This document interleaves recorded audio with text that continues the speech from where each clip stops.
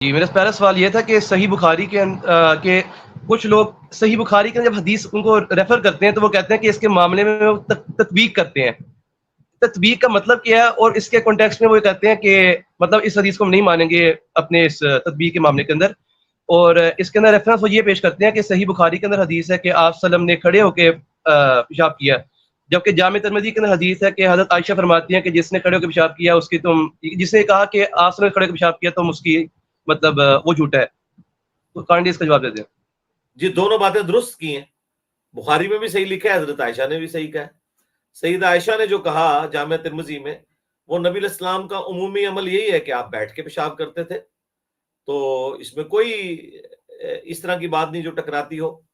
اور یہ کتنی بڑی دو نمبری کرتے ہیں کہ سیدہ عائشہ کا قول جامع ترمذی سے پیش کرتے ہیں. آپ کاش یہ جامع ترمذی کھول کے یہ قول پڑھیں. اس سے آگے امام ترمذی نے ایک باب باندھا ہے کہ اس میں رخصت کا بیان، اور اس میں وہی بخاری والی حدیث لے کے آئے ہیں. تطبیق امام ترمذی کر کے گئے ہوئے ہیں. ان جاہل علماء نے تطبیق کرنی ہے، دو نمبروں نے اپنے فرقوں کو بچانے کی خاطر جھوٹ بولتے ہیں، آدھی باتیں کرتے ہیں لوگوں کو. بے شرمو، تم لوگوں کی کیا اوقات ہے کہ تم لوگوں نے تطبیق کرنی ہے؟ تمہیں تو تطبیق کے سپیلنگ بھی نہیں آتے ہیں. یہ سارے مشکل الفاظ بول کے تو عوام کو دھوکہ دیتے ہو. امام ترمذی نے پہلے یہ حدیث لی ہے سیدہ عائشہ کی، اس کے بعد اگلا چیپٹر باندھا ہے کہ اس میں رخصت کا بیان، کہ یعنی بیٹھ کے جو پیشاب کیا جاتا ہے اس میں اجازت ہے کہ کھڑے ہو کے بھی پیشاب کیا جا سکے، اور وہ حدیث بھی لے کے آئے. تو اما عائشہ کی بات درست ہے کہ نبی علیہ السلام کا جو عمومی عمل ہے وہ یہی ہے کہ بیٹھ کے پیشاب کیا جائے، لیکن اس میں رخصت کا بیان، یعنی اس میں اجازت ہے کہ کھڑے ہو کر بھی پیشاب ہو سکتا ہے. اور اس میں حدیث لے کے آئے کہ نبی علیہ السلام نے بھی کھڑے ہو کر پیشاب کیا ہے. تو کھڑے ہو کر پیشاب کرنا بھی سنت ہے مرد کے لیے، اور بیٹھ کے پیشاب کرنا بھی سنت ہے، لیکن جو عمومی سنت ہے وہ بیٹھ کے پیشاب کرنا ہے. یعنی آپ اس کو یوں سمجھیں کہ نبی علیہ السلام کی عمومی سنت ہے کہ آپ پگڑی باندھتے تھے، لیکن کبھی کبھار آپ نے ٹوپی یا سر پہ چادر بھی لی ہے. تو دونوں باتیں بے ایک وقت درست ہیں. نبی علیہ السلام سے جرابے پہننا بھی ثابت ہے اور موزے پہننا بھی ثابت ہے، تو دونوں کے لیے سنت کا لفظ ہی بولا جائے گا. تو یہ تو امت کے لیے بہت بڑی آسانی ہے. تو یہ تطبیق والے جو دھوکے دیتے ہیں نا، یہ بالکل غلط کہتے ہیں. تطبیق ہوئی بھی ہے اللہ کے فضل سے. صحیح مسلم میں حدیث ہے نبی علیہ السلام نے آگ پہ پکی ہوئی چیز کھائی اور اس کے بعد وضو دوبارہ کیا. اور پھر اگلا چیپٹر باندھا گیا کہ اس میں رخصت کا بیان، کہ نبی علیہ السلام نے آگ پہ پکی ہوئی چیز کھائی اور دوبارہ وضو کا اعادہ نہیں کیا. یعنی آخری حکم یہ ہے کہ وہ وضو نہیں ٹوٹتا، پہلے تھا کہ آپ کا ٹوٹ جاتا تھا وضو. تو یہ تطبیق ہوئی بھی ہے اللہ کے فضل سے. تو یہ کہنا کہ ہم حدیث نہیں مانتے ہیں، تو یہ لوگ تو اللہ کے نبی کو بھی نہیں مانتے ہیں، صرف نام کے طور پہ مانتے ہیں بس. جی نیکسٹ. اچھا پہلے یہ بتا دیں کہ تطبیق کا مطلب کیا ہے؟ تطبیق کہتے ہیں انگلش میں آپٹیمل سولوشن کو.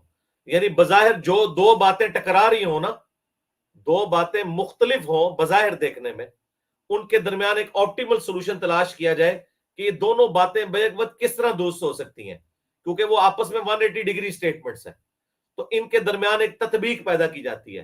جو اس کیس میں اس نے نہیں کی ہے، اس نے تطبیق نہیں کی ہے، اس نے تو انکار کر دیا ہے کہ کھڑے ہو کے پیشاب ہو ہی نہیں سکتا. یہ تطبیق نہیں ہوتی ہے.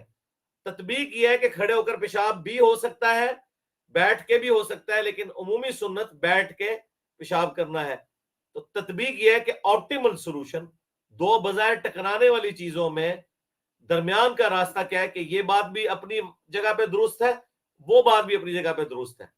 اور اس میں کئی ایک چیزیں ہو سکتی ہیں، جس طرح میں نے آپ کو ایک مثال دی کہ ایک حکم پہلے تھا بعد میں منسوخ ہو گیا. اسی طریقے سے مسلم شریف میں ایک حدیث ہے کہ نبی علیہ السلام نے کہا جو کھڑے ہو کر پانی پیے وہ کیا کر دے. اور بخاری میں حدیث ہے کہ حضرت علی رضی اللہ تعالیٰ عنہ نے اپنے دور خلافت میں، یعنی نبی علیہ السلام کی وفات کے آلموسٹ 25 سال کے بعد، لوگوں کو مسجد میں وضو کا طریقہ سکھایا. اس کے بعد انہوں نے کھڑے ہو کے پانی پیا اور کہا کہ میں نے دیکھا ہے کہ اہل کوفہ اس کو معیوب سمجھتے ہیں، حالانکہ میں نے نبی علیہ السلام کو کھڑے ہو کر پانی پیتے ہوئے دیکھا ہے. تو اب یہ دونوں میں تطبیق یہ ہوگی کہ وہ جو حکم ہے نا وہ ختم ہو چکا کہ جو کھڑے ہو کر پانی پیے وہ کیا کر دے، اور یہ حکم فائنل ہے کہ کھڑے ہو کر پانی پینا جائز ہے. لیکن عمومی سنت کھڑے ہو کے پانی پینا نہیں ہے، عمومی بیٹھ کے ہی ہے. ایون زمزم بھی آپ نے بیٹھ کے ہی پینا ہے. یہ جو پبلک میں مشہور ہے کہ زمزم کھڑے ہو کے پینا ہے، وہ حرم مکہ کے اندر نبی علیہ السلام نے وہاں کھڑے ہو کر وہ زمزم پیا تھا. یہ ضروری نہیں ہے کہ آپ نے کھڑے ہو کے ہی زمزم پینا ہے، زمزم بھی آپ بیٹھ کے پی سکتے ہیں. تو اس کو کہتے ہیں آپٹیمل سولوشن، دو بظاہر اسٹیٹمنٹ جو ٹکرا رہی ہوں ان کے درمیان جو حق کا راستہ ہے اسے تلاش کرنا، اسے تطبیق کہتے ہیں عربی کے اندر بھی اور اردو میں بھی. ٹھیک ہو گیا جی.